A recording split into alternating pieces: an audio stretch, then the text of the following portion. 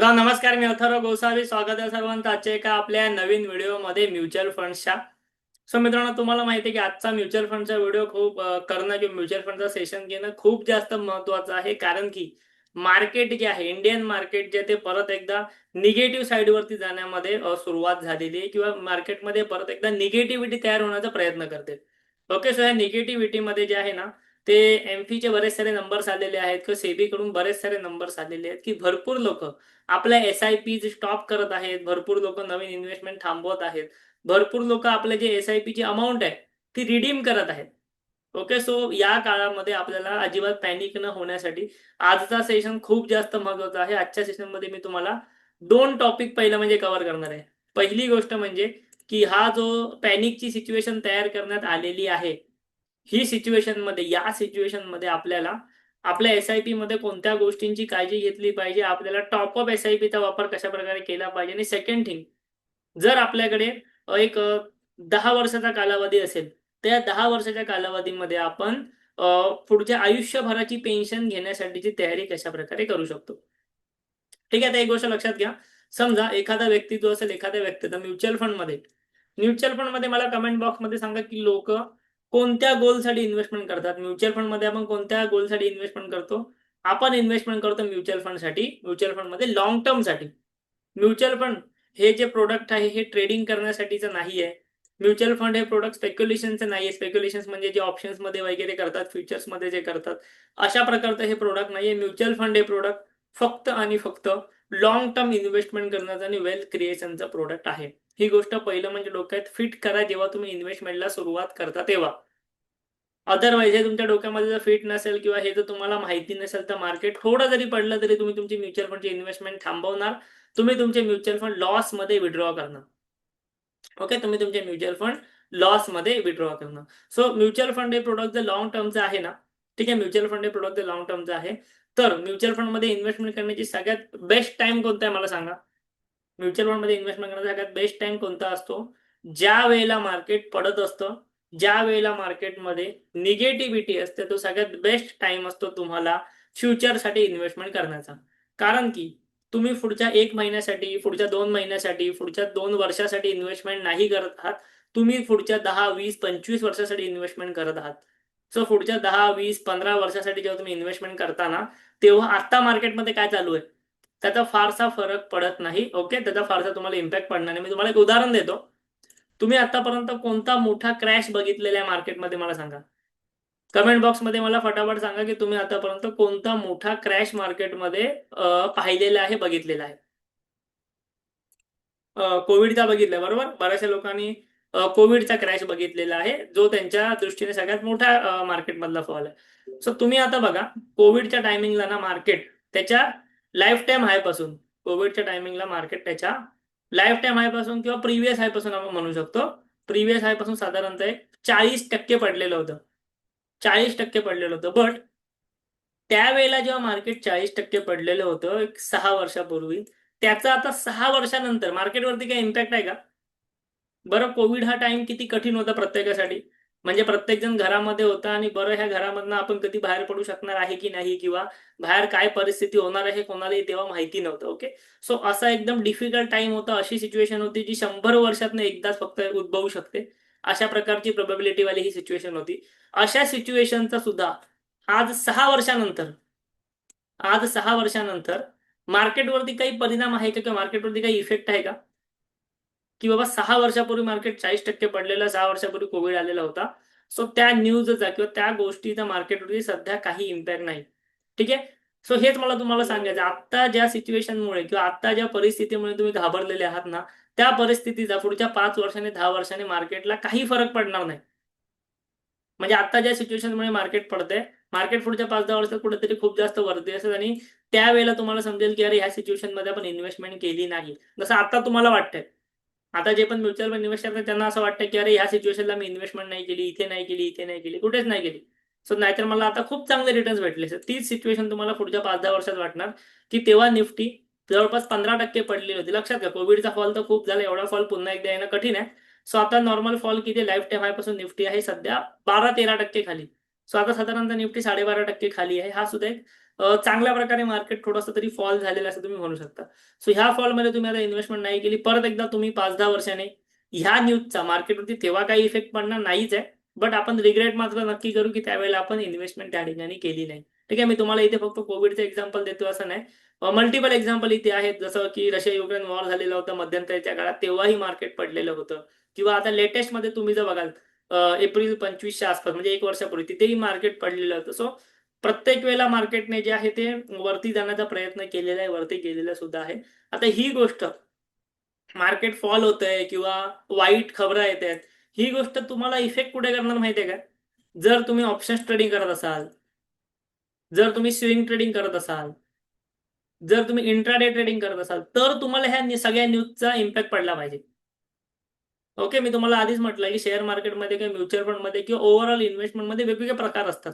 तुम्हाला कोणत्या गोष्टीचा फरक कधी पडला पाहिजे हे तुम्हाला माहीत असलं पाहिजे. ज्या काही न्यूज आहेत ना, म्हणजे न्यूज बेस्ड गोष्टी आहेत ना, त्या न्यूज बेस्ड गोष्टींचा फरक तुम्हाला इथे पडला पाहिजे, की अरे माझ्या ऑप्शन्सच्या पोझिशन आहेत, मला मोठा लॉस होऊ शकतो. माझे स्विंग ट्रेडिंग आहे, माझे पैसे अडकू शकतात. मी इंट्राडे करतो, मला लॉस होऊ शकतो किंवा प्रॉफिट होऊ शकतो.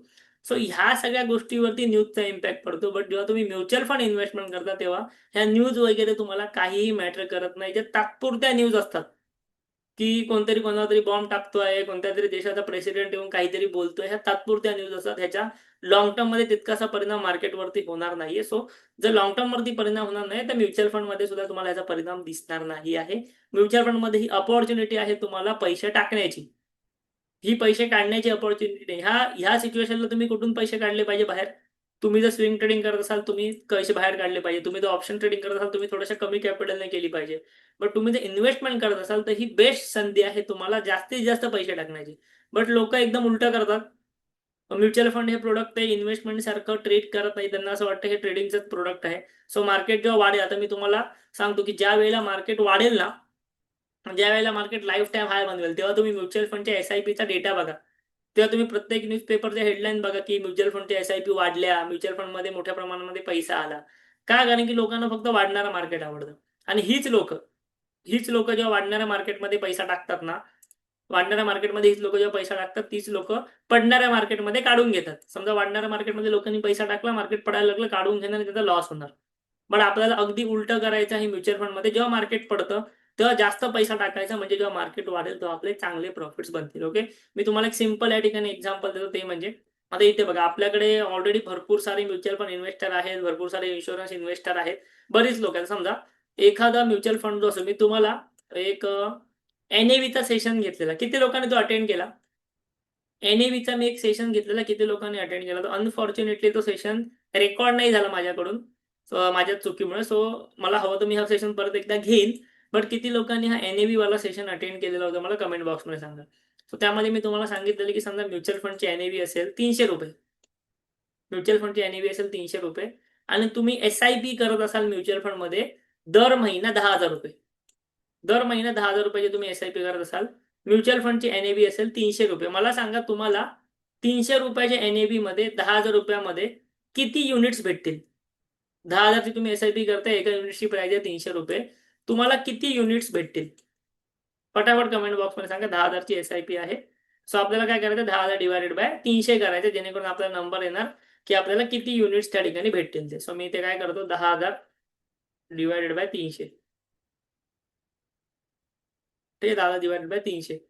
किती आले साधारणतः तुम्हाला? 33.33 33.33 युनिट्स भेटतील. म्युच्युअल फंडमध्ये असे पॉइंट्समध्ये युनिट तुम्हाला भेटतात.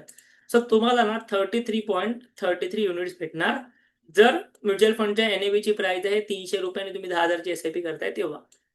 आत्ता मला सांगा, निफ्टी आता 12% डाऊन आहे. निफ्टी आता 12% डाऊन आहे.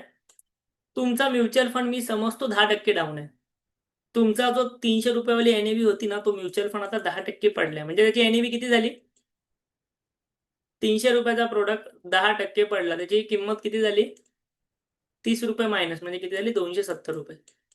सो ज्या म्युच्युअल फंडची एन-ए-व्ही साधारणतः ₹300 होती ना मार्केट नॉर्मल असताना, ती झाली आता ₹270. बट तुमची एस-आय-पी सेमच चालू आहे ना ₹10,000 ची. तुम्ही तुमची एस-आय-पी 10% ने कमी करता का? शहाणा माणूस असेल तो नाही करणार. ओके. पण समजा तुमची एस-आय-पी सेम झालं ₹10,000 ची. मग जेव्हा एन-ए-व्ही ₹300 होती, तेव्हा तुम्हाला 33.33 युनिट्स भेटत होते दर महिन्याला. आता एन-ए-व्ही 270 आहे. सो तुम्हाला जास्त युनिट भेटणार की कमी भेटणार? तुम्हाला सेम पैशामध्ये जास्त युनिट भेटणार की कमी भेटणार? सांगा मला. 10,000 डिवायडेड बाय 270 किती आलं? 37.037. सो आता जेव्हा एनएव्ही 270 झाली आहे ना, तेव्हा तुम्हाला 10,000च्या एसआयपी वरती युनिट्स भेटतात म्युच्युअल फंडचे 37.037. म्हणजे याचा अर्थ काय की जेव्हा मार्केट पडतंय तेव्हा म्युच्युअल फंडच्या एनएव्ही ची किंमत कमी होते, म्युच्युअल फंडची मूळ किंमत कमी होते आणि तुम्हाला तेवढ्याच पैशामध्ये जास्त युनिट्स खरेदी करायला भेटतात. म्हणजे जे नॉर्मली तुम्हाला एका महिन्यात 33 युनिट्स भेटत होते, ते आता एका महिन्यात 37 युनिट्स भेटणार. तुम्हाला जास्त युनिट्स परचेस करता येतात म्युच्युअल फंडचे. हा बेनिफिट आहे. आणि अशा टायमाला तुम्ही जर टॉपअप केलं, टॉपअप म्हणजे काय की बाबा माझी 10,000ची एसआयपी आहे ना, मी मार्केट पडलं 2,000चा टॉपअप करतो, 12,000 रुपये टाकतो, तर तुम्ही जास्तीत जास्त युनिट्स परचेस करू शकता. सो जेव्हा जेव्हा मार्केट पडतं तेव्हा तुम्ही टॉपअप करत चला. मार्केट पडताना जर तुम्ही टॉपअप केला, तुम्हाला जास्त युनिट्स खरेदी करता येणार, कमी किमतीमध्ये खरेदी करता येणार. जेव्हा मार्केट वाढेल तेव्हा हे युनिट्स तुम्हाला जास्त फायदा देणार. सेम स्टॉक सारखंच आहे. एखादा स्टॉक 100 रुपयात तुम्ही खरेदी केला, तो स्टॉक पडून 80 रुपयात आला, तर तुम्ही त्याची जास्त क्वांटिटी खरेदी करू शकणार. सेम लॉजिक आहे. ठीक आहे. जेव्हा जेव्हा मार्केट पडेल तेव्हा तुम्हाला घाबरायचं नाही. पहिलं म्हणजे एसआयपी स्टॉप करायचीच नाहीये, कारण एसआयपी ही लॉंग टर्मची गोष्ट आहे. मी तुम्हाला जे पण लोक आपल्याकडे एसआयपी सुरू करतात त्यांना आधीच सांगितलेलं आहे की बाबा जर तुम्हाला मिनिमम 5 वर्षाचा तुमचा व्ह्यू नसेल तर तुम्ही आपल्याकडे एसआयपी सुरुवात करू नका. कारण मिनिमम 5 वर्षाचा तुमचा व्ह्यू पाहिजे मिनिमम, तर तुम्ही एसआयपी मधनं काहीतरी वेल्थ क्रिएट करणार असाल तर. 1-2 वर्षामध्ये तुम्हाला मोठा प्रॉफिट होईलही, बट ते आपण सांगू शकत नाही की 1-2 वर्षात होईल की नाही. मार्केट आहे, मार्केटमध्ये काही होऊ शकतं. मार्केट कदाचित पुढचे 2 वर्ष रिटर्न्स देणार नाही. बट पुन्हा एकदा आपण 2 वर्षासाठी म्युच्युअल फंडमध्ये आलेलो नाहीत, आपण पुढच्या 10-15 वर्षासाठी आलोय. सो ही जी टाइम आहे, हा जो टाइम आहे तुम्हाला फक्त खरेदी करण्याचा टाइम आहे. त्यानंतर त्याचं जे काही बेनिफिट असेल तुम्हाला दुप्पट स्पीडने भेटणार आहे जेव्हा मार्केट वरती जाईल तेव्हा. ठीक आहे. हे झालं तुम्हाला टॉपअप बद्दल, तुम्ही का टॉपअप केला पाहिजे, काय एसआयपी कॅन्सल नाही केली पाहिजे. ओके. जे मार्केटमध्ये बरीचशी लोक करतात ते आपल्याला नाही करायचंय. जेव्हा जेव्हा आता मी म्युच्युअल फंडचा बिझनेस करतोय गेल्या 12 वर्षापासून, मला माहिती आहे जेव्हा जेव्हा मार्केट वरती येते, मला माहिती आहे म्हणण्यापेक्षा तुम्ही एमफीचा डेटा बघा. जेव्हा जेव्हा मार्केट चांगलं असतं ना, तेव्हा मार्केटमध्ये येणाऱ्या लोकांची संख्या वाढते. का वाढते? जेव्हा मार्केट चांगलं असतं तेव्हा नवीन नवीन आयपीओ येतात. आता मला सांगा, आता कोणता आयपीओ चालू आहे फेमस? कोणाला माहिती आहे आता कोणता आयपीओ चालू आहे? एकच काहीतरी आयपीओ आहे जो अजून येणार आहे. आता सध्या कोणताही आयपीओ चालू नाही. 2 आयपीओ होते ते संपले. आता सध्या मार्केटमध्ये कोणताही आयपीओ चालू नाही मेजर. तो का नाही चालू माहिती आहे? कारण मार्केट पडलेलं आहे. सो जेव्हा जेव्हा मार्केट वाढतं ना, तेव्हा मार्केट वाढल्यानंतरच नवीन नवीन आयपीओ मार्केटमध्ये येतात, नवीन नवीन कंपनीज लिस्ट होतात, म्युच्युअल फंडचे नवीन एनएफओ मार्केटमध्ये येतात आणि या सगळ्याला एक आकर्षित होऊन नवीन इन्व्हेस्टर मार्केटमध्ये येतात. आणि जेव्हा मार्केट पडतं तेव्हा हेच इन्व्हेस्टर लॉस करून निघून जातात. बट आपल्यासारखे जे एक्सपिरियन्स इन्व्हेस्टर आहेत, तर त्यांनी काय केलं पाहिजे? मार्केट पडलेलं असताना इन्व्हेस्ट केलं पाहिजे. म्हणजे जेव्हा मार्केट वर जाईल आपल्याला त्याचा प्रॉफिट बघायला भेटेल. सो आपल्याला बाकीच्यांसारखं नाही की बाकीचे लोक एसआयपी बंद करतात म्हणून आपण केलं, किंवा एसआयपी बद्दल काहीतरी मीम्स बघून आपण एसआयपी बंद केली. आपल्याला लॉंग टर्मचा विचार करायचा आहे. सो आणि तुम्ही जे एसआयपी करता तुम्ही लॉंग टर्म साठीच करत आहात, अशी प्लॅनिंग करा. असं नाही की मला पुढच्या 5 महिन्यात पैसे पाहिजे, 6 महिन्यात पैसे पाहिजे, तर ते पैसे एसआयपी मध्ये नका टाकू. ते तुम्ही लिक्विड फंड्स करू शकता किंवा एफडी करू शकता. सेफ एसेट मध्ये तुम्ही तुमचे पैसे त्यावेळेला नक्कीच टाकू शकता. ठीक आहे. सो आता मी तुम्हाला हे सांगतो की तुम्ही फक्त 10 वर्षासाठी एसआयपी कंटिन्यू करून लाईफ टाईम त्यामधनं इन्कम कशा प्रकारे घेऊ शकता. किती लोक इंटरेस्टेड आहेत मला सांगा.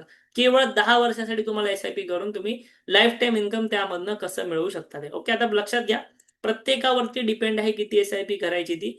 कारण की आम्ही बरीच गोष्ट बघितली की लोकांची सॅलरी असते 1,00,000 रुपये, लोकांची सॅलरी असते 50,000 रुपये, आणि ह्या लोकांची एसआयपी किती असते माहिती आहे तुम्हाला? 2,000 रुपये, 3,000 रुपये. सो तुमची जर सॅलरी 50,000 1,00,000 रुपये आहे, तर त्याच्याला मेजर पैसा तुम्ही म्युच्युअल फंडमध्ये किंवा मेजर पैसा तुम्ही इतर ठिकाणी इन्व्हेस्टमेंट केली पाहिजे. तुमची कॅपॅसिटी या ठिकाणी आहे 25,000ची एसआयपी करण्याची आणि तुम्ही करता 2,000ची एसआयपी. सो ह्यामुळेही तुमचं खूप जास्त नुकसान होऊ शकतं. तुम्ही जे 20-22,000 रुपये दर महिन्याला इन्व्हेस्ट करत नाही आहेत ना, ते तुम्हाला लॉंग टर्म मध्ये 2-4 करोडचं नुकसान करून देणार आहे, ते लक्षात ठेवा. ठीक आहे. सो आता मी समजा असं इथे एक तुम्हाला दाखवतो की समजा तुम्ही फक्त 10 वर्ष एसआयपी करणार आहात, साधारणतः 10,000 रुपयाची. 10,000 रुपयाची तुम्ही साधारणतः एसआयपी करणार आहात. केवळ 10 वर्षासाठी एसआयपी करणार आहात. 12% आपण इथे रिटर्न पकडले. ओके. 12% रिटर्न पकडले. तर 10,000च्या एसआयपी मध्ये तुमचे साधारणतः 23 ते 25 लाख रुपयांची मॅच्युरिटी व्हॅल्यू बनते. किती? 23 ते 25 लाख रुपयांची तुमची मॅच्युरिटी व्हॅल्यू बनते. आणि जर तुम्ही 10,000 रुपये इन्व्हेस्ट करता त्यानंतर तुम्ही आयुष्यभर 15 ते 16,000 रुपयांची पेन्शन घेऊ शकता. मी तुम्हाला एक सिंपल कॅल्क्युलेशन दाखवतो इथे बघा. समजा आता मी SIP करतोय इथे 25,000 रुपये महिना. ओके, बरेचसे लोक आपल्याकडे आहेत, इथे आहेत जे 25,000 रुपयांपेक्षाही जास्त ती SIP करतायत. ठीक आहे, आपल्या अंडर ॲसेट प्लस मध्ये. सो समजा तुम्ही SIP करता इथे 25,000 रुपये महिना आणि 25,000 रुपये महिना SIP तुम्ही 10 वर्ष केली तर तुमच्याकडे साधारणतः 58 लाख रुपयाची मॅच्युरिटी जमा होते. ही 58 लाख रुपयाची मॅच्युरिटी एकदा तुमच्याकडे आली ना, 58 लाख रुपयाची मॅच्युरिटी एकदा तुमच्याकडे आली तर तुम्ही काय करू शकता? तुम्ही ह्याची 10 वर्षानंतर SWP म्हणजे पेन्शन घेऊ शकता. समजा इथे मी टाकलं 58 लाख रुपये आणि 58 लाख रुपयांमधनं मी दर महिना 58 लाख रुपयामधनं मी दर महिना 40,000 रुपयाची पेन्शन घेतली. किती? 40,000 रुपयाची पेन्शन. तर या ठिकाणी किती रुपये राहतात? 1 मिनिट थांबा. इथे बघा 58 लाख रुपये मी टाकले आणि विथड्रॉवल मला अमाउंट पाहिजे 40,000 रुपये. सो 40,000 रुपये मी दर महिन्याचे विथड्रॉ करत असेल ना, तर 10 वर्षामध्ये माझी अमाउंट विथड्रॉल होते 48 लाख रुपये, बट माझ्याकडे व्हॅल्यू राहते आहे साधारणतः 1 करोड. सो हे का झालं? कारण की मी पहिले 10 वर्ष 25,000 ची SIP केली आणि 25,000 ची SIP फक्त आयुष्यात 10 वर्ष मी केली. त्यानंतर मी आयुष्यभर बसून खाणार आहे. मला पुढचे 10 वर्ष 40,000 रुपयाची पेन्शन भेटली आणि माझ्याकडे 10 वर्षांनी व्हॅल्यू राहिली 1 करोड. ठीक आहे, आता 10 वर्ष मी 40,000 ची पेन्शन घेतली, माझ्याकडे 1 करोड राहिले. आता मी काय करणार? मी पुढची 10 वर्ष माझी पेन्शन डबल करणार. ओके, पुढची 10 वर्ष मी माझी पेन्शन डबल करणार. मी 80,000 रुपयाची पेन्शन घेणार. मी जी 40,000 रुपयाची पेन्शन घेत होतो ना, मी 80,000 रुपयाची या ठिकाणी पेन्शन घेणार. ठीक आहे, सो 80,000 रुपयाची पेन्शन मी घेतली पुढची 10 वर्ष. माझ्याकडे 96 लाख रुपये विथड्रॉ झाले आणि माझ्याकडे 1 करोड 44 लाखाचा बॅलन्स राहिला. सो अशा प्रकारे जे आहे ना, मी प्रत्येक 10 वर्षाला माझी पेन्शन मोठ्या प्रमाणामध्ये वाढवू शकतो. मी फक्त पहिली 10 वर्षे 25,000 रुपयाची SIP केली. पुढची 10 वर्ष मी 40,000 ची पेन्शन घेतली. त्याच्या पुढची 10 वर्ष मी 80,000 ची पेन्शन घेतली. त्यानंतर माझ्याकडे 1.5 करोड रुपये राहिले. त्याच्या पुढची 10 वर्ष मी 1-1 लाखाची पेन्शन घेऊ शकतो. सो असं आयुष्यभर मला पेन्शन भेटू शकते, चांगली अमाउंट. आणि इन्व्हेस्ट किती केली? फक्त 25,000. तुम्ही म्हणाल की 25,000 नाही, माझ्याकडे 2,500 आहेत. हरकत नाही, इन्व्हेस्ट करा. तुम्हाला 40,000 नाही, पण ॲटलीस्ट 4,000 ची पेन्शन भेटेल. तुम्ही जेवढे रुपये इन्व्हेस्ट करणार त्याच्यापेक्षा तुम्हाला डबल फायदा भेटू शकतो SWP मध्ये ते पैसे विथड्रॉ करताना. ओके, बरं, SWP मध्ये विथड्रॉ कसं करायचं, काय कसं करायचं, सगळ्या गोष्टी थोड्याशा ॲडव्हान्स आहेत. आपण याबद्दल ना आपल्या YouTube चॅनलवरती बरेचसे व्हिडिओ याआधी सुद्धा बनवलेले आहेत. ओके, बरेचसे व्हिडिओ तुम्हाला याआधी सुद्धा आपण इथे नक्कीच बनवलेले आहे. सो तुम्हाला तुमच्यापैकी किती लोक असे आहेत ज्यांना आपल्याकडे म्युच्युअल फंडमध्ये SIP सुरुवात करायची आहे, मला एकदा कमेंट बॉक्समध्ये नक्की सांगा. आपण स्वतः म्युच्युअल फंड डिस्ट्रीब्युटर आहोत. आपण स्वतः MFI register mutual fund distributor आहोत. ठीक आहे, सो जर तुमची इच्छा असेल आपल्याकडे म्युच्युअल फंडमध्ये इन्व्हेस्टमेंट करायची, सो मला कमेंट बॉक्समध्ये नक्की सांगा. बरेचसे लोक ऑलरेडी इन्व्हेस्टेड आहेत आपल्याकडे. ठीक आहे, सो जर तुम्हाला इन्व्हेस्टमेंट करायची असेल तर मी तुम्हाला व्हिडिओच्या कमेंट बॉक्समध्ये एक फॉर्म दिलेला आहे. ओके, व्हिडिओच्या कमेंट बॉक्समध्ये मी तुम्हाला एक फॉर्म दिलेला आहे. तो फॉर्म नक्की भरा. तुम्ही एकदा तो फॉर्म भरलात की आमची टीम तुम्हाला कॉल करेल दुसऱ्या दिवशी आणि तुम्हाला म्युच्युअल फंडमध्ये अकाउंट तुम्ही आमच्या अंडर कशा प्रकारे इन्व्हेस्टमेंट करू शकता, कशा प्रकारे अकाउंट ओपन करू शकता, सगळ्या गोष्टी तुम्हाला समजेल. ठीक आहे, एकदा का तुमचं अकाउंट ओपन झालं की तुम्हाला एक डेडिकेटेड रिलेशनशिप मॅनेजर आपल्याकडून दिला जातो. तो डेडिकेटेड रिलेशनशिप मॅनेजर फक्त तुमच्यासाठी असतो. म्हणजे तुमच्या ज्या काही क्वेरीज असतील, तुमचे जे काही डाऊट्स असतील, तुम्हाला जी काही हेल्प लागणार असेल ती सगळी तुम्हाला सॉल्व्ह करून दिली जाते. आपलं जे ॲप्लिकेशन आहे त्यावरती सुद्धा आपला एक डेडिकेटेड चॅट बॉक्स असतो. म्हणजे त्या चॅट बॉक्समध्ये तुम्ही आमच्यासोबत चॅटिंग करू शकता, जसं WhatsApp वगैरे असतं त्याप्रमाणे. सो व्हिडिओच्या कमेंट बॉक्समध्ये तुम्हाला एका गुगल फॉर्मची लिंक मी ऑलरेडी दिलेली आहे. तो गुगल फॉर्म नक्की भरा. आमची टीम तुम्हाला दुसऱ्या दिवशी कॉल करेल. तुम्हाला जर आमच्या अंडर SIP सुरुवात करायची असेल, अकाउंट ओपन करायचं असेल तर तिकडे तुम्हाला हेल्प केली जाईल. लिंक वगैरे तिकडे तुम्हाला पाठवल्या जातील. सोबतच तुमचं अकाउंट ऑलरेडी आमच्याकडे असेल, इथे असे किती लोक आहेत ज्यांचं अकाउंट ऑलरेडी आमच्याकडे आहे? जर तुमचं अकाउंट ऑलरेडी आमच्याकडे असेल तुम्ही डायरेक्टली ॲपवरती मेसेज करू शकता. तिकडे तुमचे जे काही डाऊट्स आहेत, जे काही क्वेरी, सर्व गोष्टी सॉल्व्ह करून दिल्या जातील. तर तुमचं अकाउंट आमच्याकडे आहे. तुम्हाला काय SIP वाढवायची असेल, योग्य वेळ आहे SIP वाढवण्याची. तुम्हाला जर SIP वाढवायची असेल किंवा अजून नवीन SIP सुरुवात करायची असेल, लमसम करायची असेल, ॲप्लिकेशनवरती मेसेज करा. तिकडे डायरेक्टली तुमची ऑन द स्पॉट जे आहे ते नक्कीच हेल्प केली जाईल. ठीक आहे, व्हिडिओ आवडला असेल नक्की तुम्ही आम्हाला सांगू शकता. हे आपलं YouTube चॅनल आहे. YouTube चॅनलला सुद्धा नक्की सबस्क्राईब करा. तुम्ही चॅनलवरती व्हिडिओज बघत आहातच, चॅनलला नक्की सबस्क्राईब करा. व्हिडिओ आवडला असेल नक्की लाईक करा. कमेंटमध्ये आम्हाला तुमचे फीडबॅक द्या आणि आपल्या चॅनलला जरूर सबस्क्राईब करा. थँक्यू. धन्यवाद.